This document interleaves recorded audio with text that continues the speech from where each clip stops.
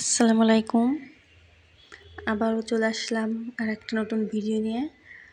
তো এখন যাচ্ছি হসপিটাল। দেখছেন আমি আমার মেয়ে রেডি হয়ে গেছি। তো যাচ্ছি এখন হসপিটালে আপনার ভাইয়ার সঙ্গে। তাকে লুকিং গ্লাসে দেখাচ্ছিলাম আপনাদেরকে। তো ননদকে ভিতরে রাখা হয়েছে আর হলো বাবুকে আমাদের কাছে। তো মেয়ে বাবু হয়েছে আপনাদেরকে দেখাচ্ছি।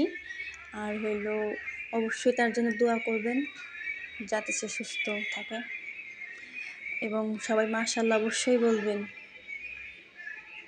মেয়ে বাবু হয়েছে অবশ্যই। আবারও মামি হয়ে গেলাম। এখন দেখেন সবাই মিলে এখানে হাসাহাসি করতেছে, শয়তানি ফাইজলামি করতেছে। তো এখন চলে যাব মার্কেটে, সেটা আপনাদের সাথে শেয়ার করতেছি। এখন তার মেয়ে এবং বাবা দেখেন কী করতেছে। মেয়ে টুপি খুলে বাবাকে পড়াচ্ছে।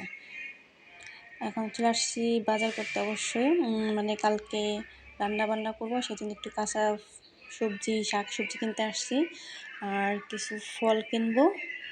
এগুলো কিনে বাসায় যাবো, কালকে হসপিটালে নাস্তা দিতে হবে।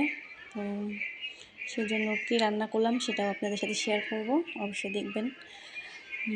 তো কালকে বলছি বাজার করে আনছিলাম, আর মাংস আপনাদের তো আগে দেখাইছিলাম।